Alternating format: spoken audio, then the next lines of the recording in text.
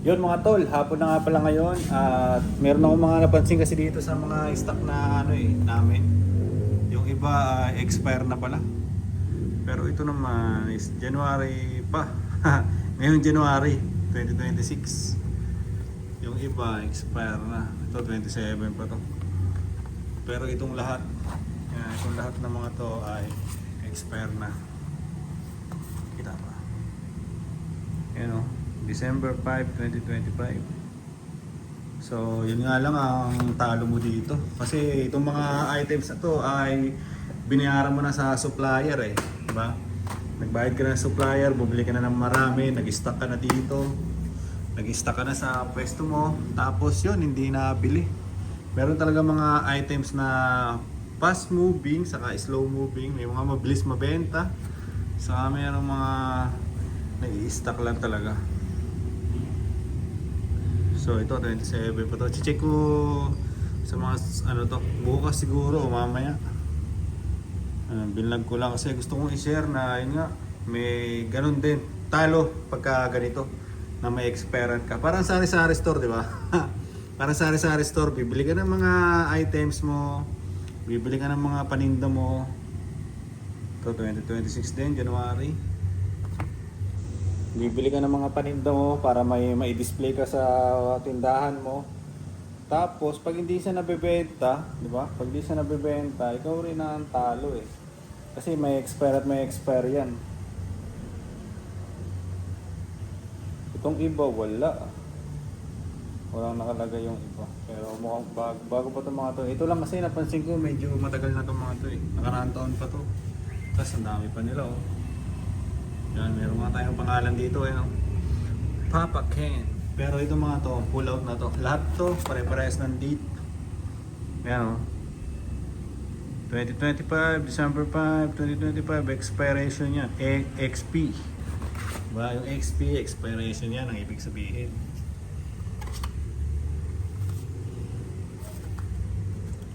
So yung mga tol, yun nga lang gusto kong sabihin doon na pagka ay pwede kang matalo pagka ganun. Pag nagtitindahan ka, kahit anong paninda na mayroong expiration, di ba? Kahit anong items na may expiration ay talagang dapat i-monitor mo talaga yon.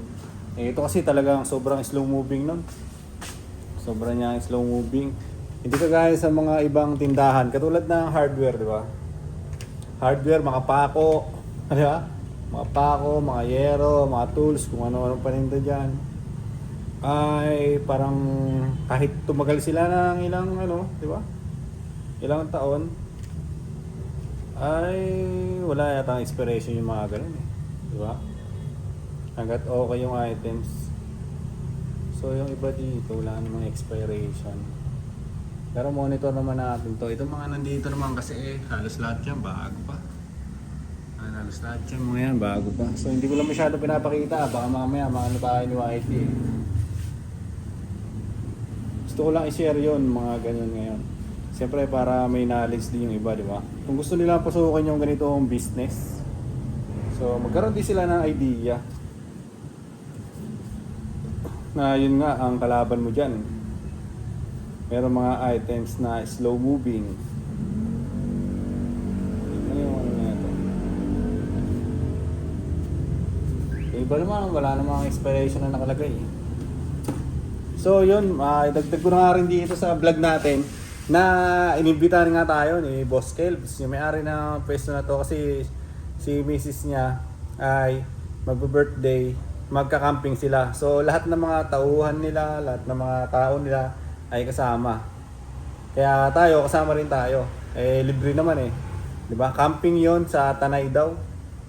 Ewan ko kung Tanay ba o basta part ng Rizal.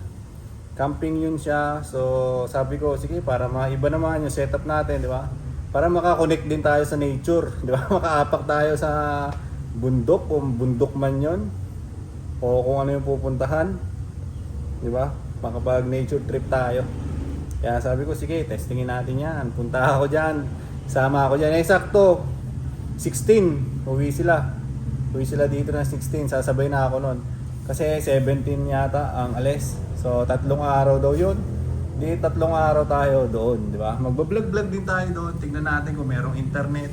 Tingnan natin kung makakapagpataya tayo ng ending. Kasi siyempre, pag mga ganun na bundok-bundok, di ba? May libre, wait lang. Wala po.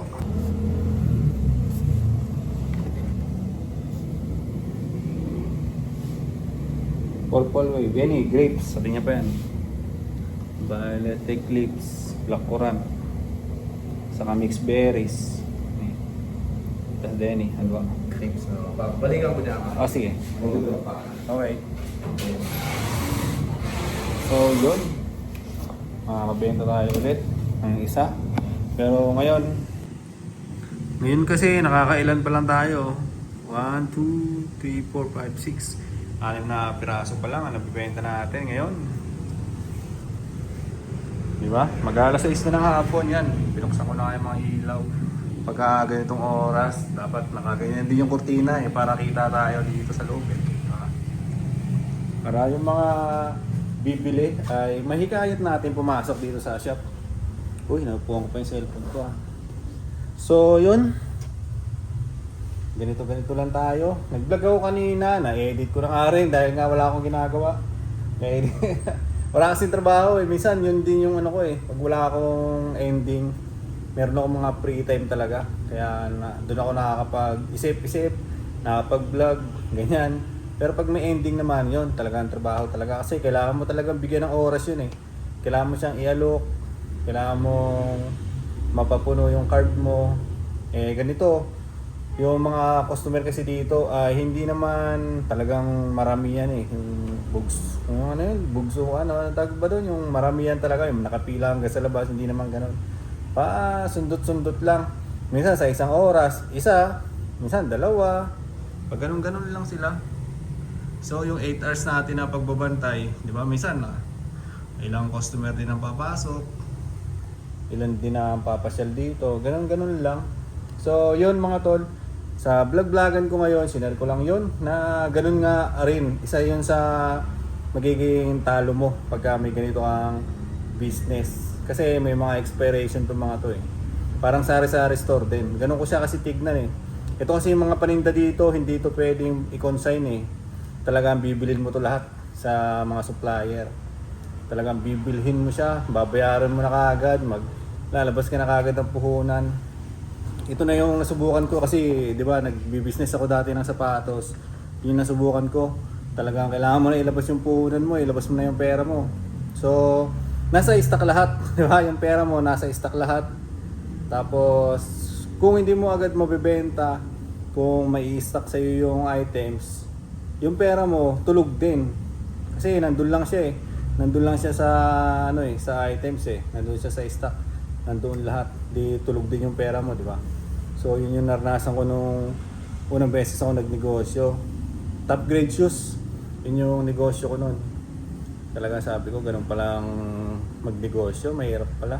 Kasi kailangan talaga mai-out mo kaagad yung mga yung mga items mo. Wait lang, may tumatawag. So yun mga tol, nakabenta na naman tayo ng isa pa. So yan na yung mga nabenta natin. Ito pa lang. May 2 oras kalahati pa naman. Minsan pagka wala rin akong benta, nag-extend din ako ng kakaunting oras. Siyempre para yung di ba? Yung kita. Pagka minsan naman marami na akong benta, umuwi rin naman ako ng maaga. Ganon.